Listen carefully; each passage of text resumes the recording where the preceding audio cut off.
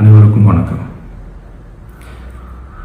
என் லைஃப்பில் இந்த மாதிரி ஒரு பெயின்ஃபுல்லான ஒரு சுச்சுவேஷனை நான் ஃபேஸ் பண்ணதே கிடையாது. மனசு முழுக்க வலி வலி மட்டும்தான்.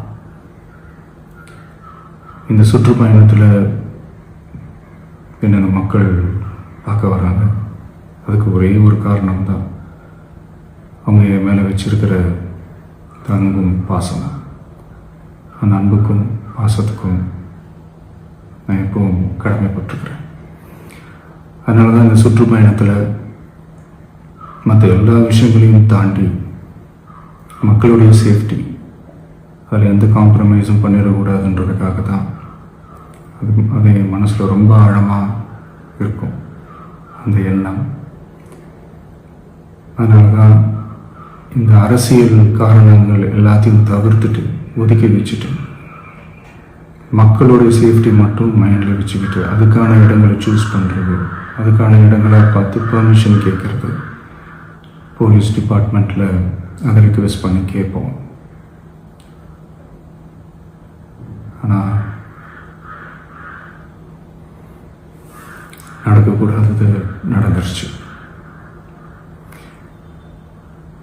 ஆனால் மனுஷன் தானே, அந்த நேரத்தில் அத்தனை பேர் பாதிக்கப்பட்டு இருக்கும்போது எப்படி அந்த ஊரை விட்டுட்டு என்னால் கிளம்பி வர முடியும்? நான் திரும்ப அங்கே போகணும்னு இருந்துச்சுன்னா அதை ஒரு காரணம் காட்டி அங்கே வேறு சில பதட்டமான சுச்சுவேஷன்ஸ், வேறு சில அசம்பாவிதங்கள் அந்த மாதிரி எதுவும் நடந்துடக்கூடாதுன்றதுக்காக தான் நாங்கள் அவாய்ட் பண்ணோம். இந்த நேரத்தில் சொந்தங்களை இழந்து தவிக்கிற அத்தனை குடும்பங்களுக்கும் என்னுடைய ஆழ்ந்த இரங்கலை தெரிவிச்சுக்கிறேன். எனக்கு தெரியும், என்ன சொன்னாலும் இது ஈடேயாகாதுன்னு எனக்கு தெரியும்.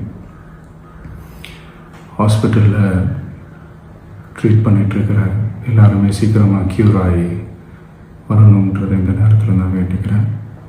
கூடிய சீக்கிரமே உங்கள் எல்லாரையும் நான் சந்திக்கிறேன். இந்த நேரத்தில் எங்களுடைய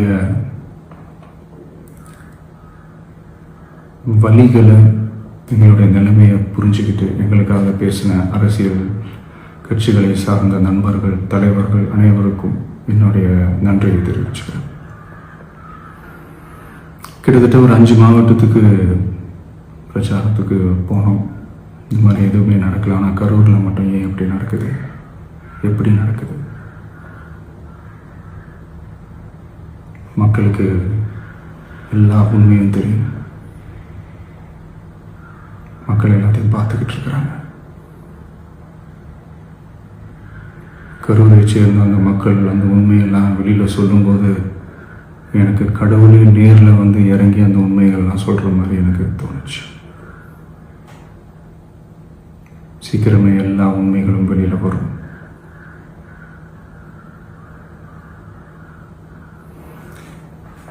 எங்களுக்கு தரப்பட்ட இடத்துல நாங்கள் போய் அந்த ஸ்பாட்டில் நின்று நாங்கள் பேசிட்டோம். அதை தாண்டி எந்த தவறும் எங்கள் சைடில் நாங்கள் எதுவுமே செய்யலை. பட் இருந்தாலும் எங்கள் கட்சியை சேர்ந்த நிர்வாகிகள், தோழர்கள் மேலே எஃப்ஐஆர், அது மட்டும் இல்லை சோஷியல் மீடியாவை சேர்ந்த நண்பர்கள், தோழர்கள் அவங்க மேலே எஃப்ஐஆர்லாம் போட்டு இப்போ பிடிச்சிக்கிட்டு இருக்கிறாங்க.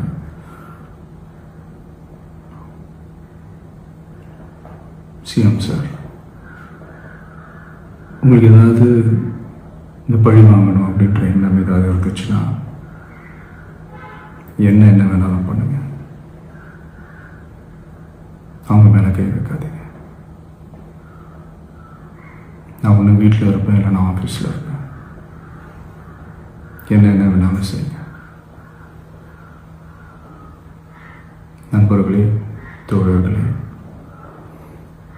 நம்மளுடைய அரசியல் பயணம் இன்னும் ஸ்ட்ராங்காக, இன்னும் தைரியத்தோட கண்டினியூ ஆகும்.